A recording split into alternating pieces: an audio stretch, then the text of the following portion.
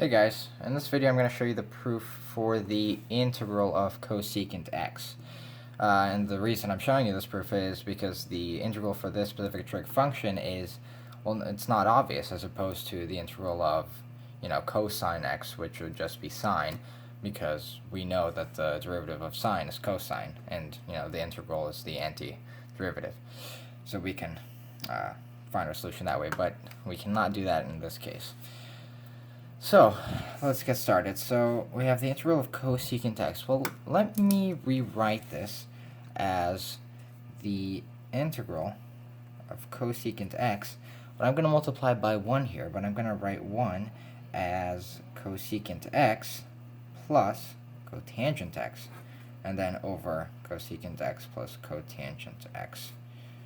So all we're doing here is just multiplying by 1 here, so it's still equivalent here.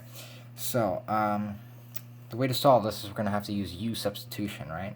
So, let me set my u. Let's set that equal to cosecant x plus cotangent x.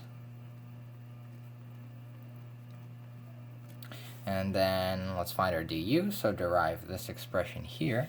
So then du is going to equal derivative of cosecant x, which is just negative cosecant x cotangent x.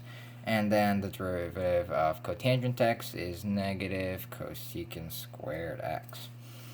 Alright, so let me distribute this cosecant x to this numerator here.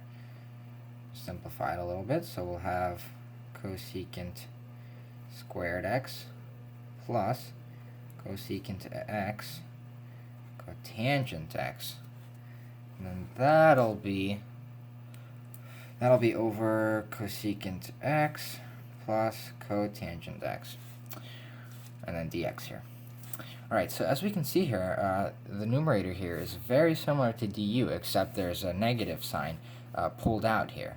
So if I just put a negative right in front of the integral here, and then rewrite my expression,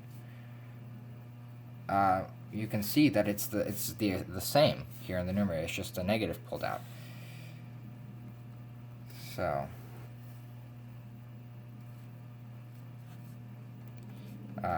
you can see that if I distributed this negative sign here, we'd have du. So that's why I'm pulling it out here. And now that I pulled it out here, we can actually rewrite this as du, right, in the denominator, because we just pulled the negative out to the front. So this is actually du here.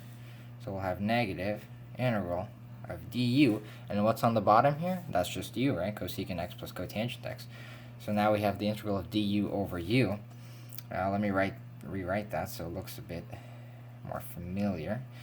And now, well, what's the integral of 1 over u? Well, we just know that's natural log of the absolute value of u, right? So let's write that as negative natural log of the absolute value of u, and then plus our constant of integration.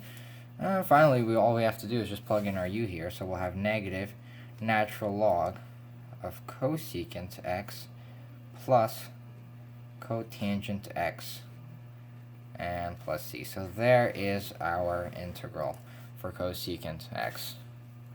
Thanks for watching, guys.